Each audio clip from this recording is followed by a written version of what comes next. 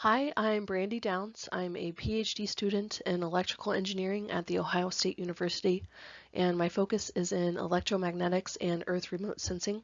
I work with a group of researchers from a few different universities in the United States as well as in Italy, and some researchers from NASA JPL, and we look at new ways to observe water and wetlands using GPS signals. First, I'd like to thank NASA and AGU for this award and for sponsoring this competition. And I'd also like to thank my advisors at OSU, Dr. Andrew O'Brien and Dr. Joel Johnson, as well as my collaborators on the Cygnus Wetlands Group. Finally, I'd like to thank our group's principal investigator, Dr. Cinzia Zufata. Historically, wetlands had been viewed as wastelands or barriers to be drained and transformed into usable land. But in the past 50 years or so, there has been an increasing scientific awareness of the value of wetlands. Wetlands are among the most productive and biologically diverse ecosystems in the world, and they play a critical role in the propagation of a complex food chain that is crucial for the health of the planet. Yet their existence is threatened by climate change, sea level rise, and habitat destruction. The ability to measure and monitor their extent and characteristics is important, but identifying their extent, including the extent of surface water within them, is difficult, especially when changes can occur on short timescales. In situ or on-site measurements can be challenging due to the nature of the terrain, as well as a lack of funding in developing economies. And remote sensing can provide global observations, but optical methods such as the Landsat image on the left are unable to see through rain, clouds, or vegetation, which are, of course, all things that form the typical wetland environment. Here we see the Landsat image on the left over the Everglades in southern Florida. The Everglades are a network of wetlands that contain a variety of dense vegetation types. And this vegetation can make it difficult for optical remote sensing methods such as Landsat to view surface water extent in wetlands, even on a clear day. On the right is a Landsat-derived water map from the Peckel et al. Global Surface Water Dataset. This data shows the presence and absence of water, where surface water is indicated in red and dry land is shown in white. Next, we can see data from a network of water gauges throughout the Everglades called the Everglades Depth Estimation Network, or EDEN. And this shows that over 50% of the area is actually covered in water on this particular date. But again, because of the dense vegetation, Landsat was unable to identify that water underneath the vegetation.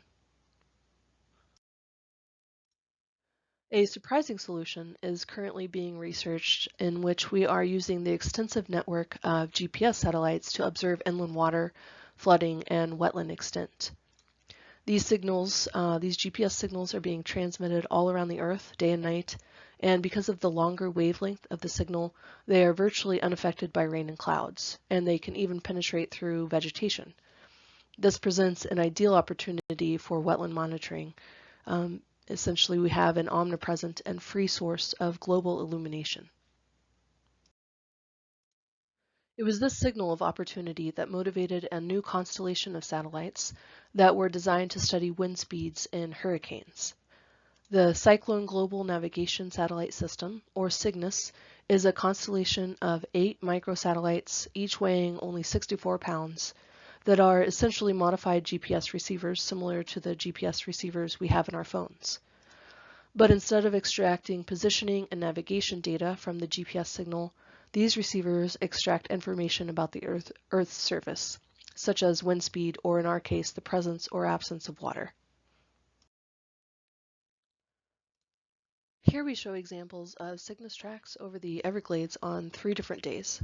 So we can identify the strength of the return signal or the signal-to-noise ratio by its color, where blue indicates low return power and red indicates higher return power. For this type of sensor over land, a higher signal-to-noise ratio, or SNR, is correlated with the presence of surface water. So we can see a lower SNR out over the open ocean, and that's because of the surface of the ocean is quite rough. This roughness scatters the signal in many directions, which lowers the strength of the signal when it's received by the Cygnus satellite. But over land, where the surface water is typically calm and flat, we can use the SNR from CYGNSS to distinguish between dry land and water, even when that water is covered in vegetation. So the next question to ask is, how can we know that high SNR does in fact indicate water? And there are many papers and works in progress on this topic, but one simple way is to compare the CYGNSS data to that network of water gauges from the Eden dataset. So here I take one of the CYGNSS tracks and overlay the Eden dataset for this particular date. So again, the portion of the track in red means that the GPS reflection strength was highest in this area, and our hypothesis that high GPS reflection strength is correlated with the presence of water is validated by on this particular date, where we see a very good agreement with the truth data provided by Eden. Let's take a closer look at the Eden data. We first note the boundary of the dataset, and this is where within the Everglades and surrounding wetlands we have water level data from the network of on-site water gauges. Next, we can look at how these water levels vary over the course of a month. We can see from March 1st through March 31st of 2020 that the water extent is shrinking and essentially the land is starting to dry up a bit after winter. Next, we can take the average water extent for the month of March in order to compare it with CYGNSS observations.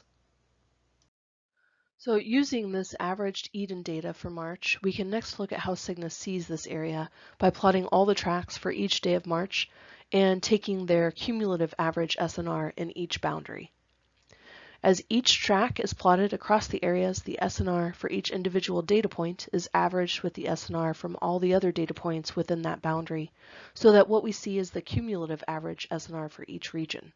The takeaway here is that by viewing the average SNR within each boundary, we can use CYGNSS to differentiate between regions of water and not water. And while individual CYGNSS tracks and data points have some variability and noise, by averaging the SNR, the predictions of water and not water become much more accurate. We can further test this averaging to other months of 2020 using the same method, and we see a steady decline in surface water extent from February through May, which aligns with the typical seasonal variations in this part of the country.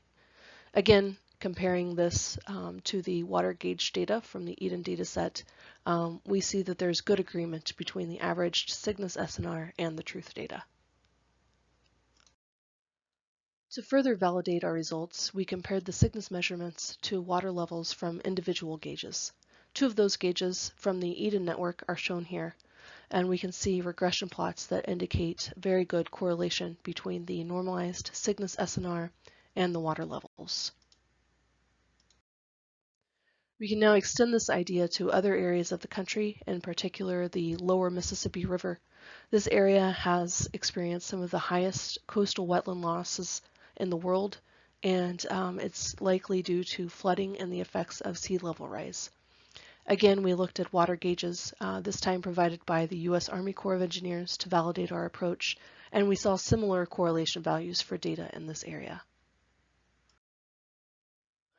We can also note that this area, similar to the Everglades, consists of both surface water and dense vegetation, as well as water underneath that vegetation. So here again, optical remote sensing methods would have a difficult, if not impossible, task of identifying the presence of water underneath the vegetation. Taking a closer look at one of those gauges, which is located in Vicksburg, Mississippi, we can look at the water levels over a 2-year period, which are shown in the bottom plot. So the average weekly water levels at the Vicksburg gauge are plotted for January of 2018 through December of 2019. And the dashed line on the plot indicates the flood level, which is around 13 meters. So here we see a flood event that began with a sharp increase in water level beginning in September or October of 2018. Peaking around February or March of 2019 and lasting into July of 2019. To understand the potential of GPS signals to map water under vegetation, we can apply the mapping method that we did previously over the Everglades, except here we don't have the prior knowledge of where the boundaries are likely to exist between dry and wet areas. So rather than averaging the SNR within pre-established boundaries, we can average it weekly in a grid that consists of roughly 30 kilometers squared grid cells. We looked at this grid over the entire southeast United States for a 2-year time period. And again, the Vicksburg water gauge location is indicated by the red dot on the map, and the weekly water levels are shown in the plot below. So first, let's look at how well CYGNSS is able to capture the flood event that was indicated from the Vicksburg water level gauge. So first we look at what CYGNSS sees prior to the flood in August of 2018, where the water levels are low.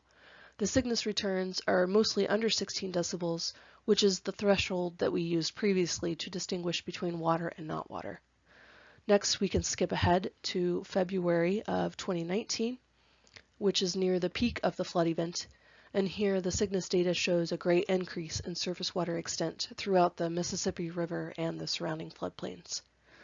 And then finally, we can look at the month of September of 2019, which is after the flood event occurred.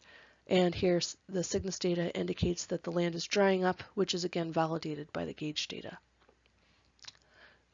By looking at the data over the full 2-year period, we can get a high-level view of the variation of water throughout the southeastern United States, highlighting the significant changes in water extent throughout the Mississippi Delta over the course of the 2 years.